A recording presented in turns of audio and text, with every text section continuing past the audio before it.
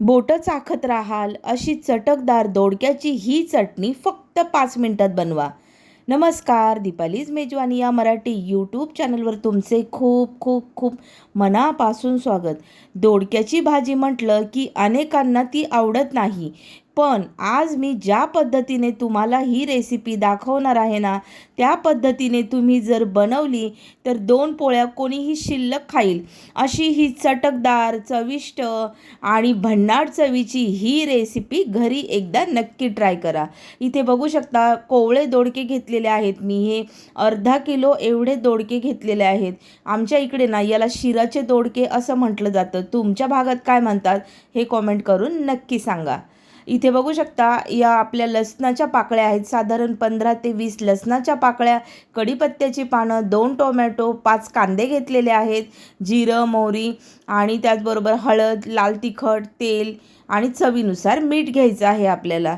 सगळ्यात अगोदर आपल्याला ना या दोडक्याच्या ना या शिरा ज्या दिसतात तुम्हाला कडक भाग, तर हा दोन्ही साईडला आपण कट करून घ्यायचे आहेत. हे समोरचे जे टोक दिसते ना, तर तेच आपल्याला अगोदर कट करायचं आहे. त्यानंतरच आपल्याला याचे साल काढायचे आहेत. आता तुमच्याकडे जर कटर असेल तर त्याचा वापर करून तुम्ही हे ना पील करून घेऊ शकता, किंवा मग अशा पद्धतीने जर चाकूच्या साहाय्याने देखील केलं ना तरी हे इझिली होऊन जातं. तर व्हिडिओत दाखवल्याप्रमाणे सेम अशाच पद्धतीने तुम्हाला देखील या शिरा काढून घ्यायच्या आहेत. आता इथे बघू शकता छान शिरा काढून झालेले आहेत. इतर राहिलेले सुद्धा आपण हे करून घेऊया आणि याचे ना छोटे छोटे काप करून घ्यायचे आहेत. आता तुम्ही हे ठेचून देखील घेऊ शकता, पण दोडका आहे पटकन शिजतो, जास्त वेळ लागत नाही, त्याच्यामुळे ना मी फक्त हे बारीकसर असं कट करून घेते.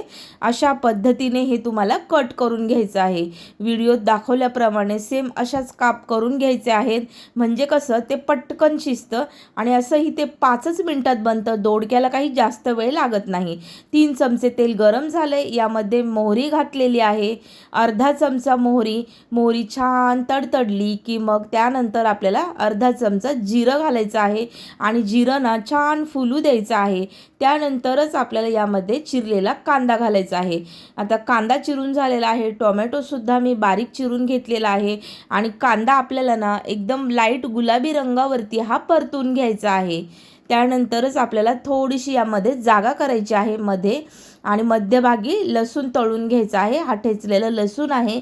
साधारण 15 ते 20 पाकळ्या एवढा लसूण आहे. जेवढा लसूण जास्त घालाल ना तेवढा पदार्थ ना चवीला अप्रतिम असा होतो. कढीपत्त्याची पानं साधारण 8 ते 10 कढीपत्त्याची पानं घेतलेली आहेत आणि मस्तपैकी यालासुद्धा या फोडणीमध्ये फ्राय करून घ्यायचं आहे, म्हणजे कढीपत्त्याचा सुवाससुद्धा छान असा आपल्या ह्या पदार्थाला लागतो. आता कांदा गुलाबी रंगावरती आपल्याला होत आलेला आहे. आपल्याला काय करायचं आहे, टोमॅटो घालायचा आहे. मस्त बारीक चिरलेला हा टोमॅटो आहे, तर तो आपल्याला घालायचा आहे आणि थोडंसं मीठ घालायचं आहे चिमूटभर, म्हणजे टोमॅटो आपला पटकन सॉफ्ट होईल. इथे बघू शकता हळद घातलेली आहे. अर्धा चमचा एवढी हळद घातलेली आहे.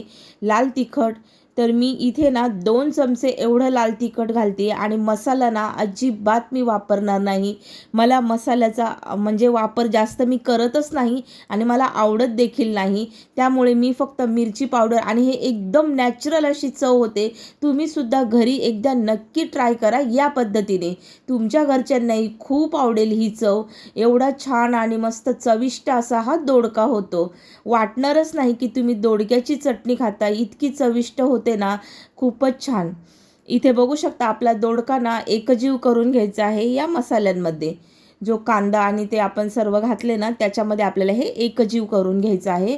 झाकण ठेवून ना अगदी 5च मिनिटात ही भाजी चटणी बनवून तयार झालेली आहे. इथे बघू शकता मस्त याला तेल सुटलेलं आहे अगदी सगळ्या बाजूंनी, म्हणजे आपली चटणी ही परफेक्ट अशी झालेली आहे आणि मस्त गाळ झालेला आहे. बघू शकता 5च मिनिटात ही चटणी ना बनवून तयार होते. अगदी घाई गडबडीत सुद्धा 5च मिनिटात बनते.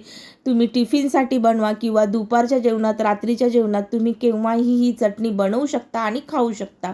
बघू शकता छान कलर आलेला आहे, टेक्स्चर बघू शकता मस्तपैकी. ही गरमागरम भाकरी, चपाती किंवा डाळ भातासोबत तोंडी लावणीसाठी म्हणून खाऊ शकता. ही रेसिपी घरी एकदा नक्की ट्राय करा आणि तुमची प्रतिक्रिया काय आहे ते कमेंटमध्ये नक्की सांगा.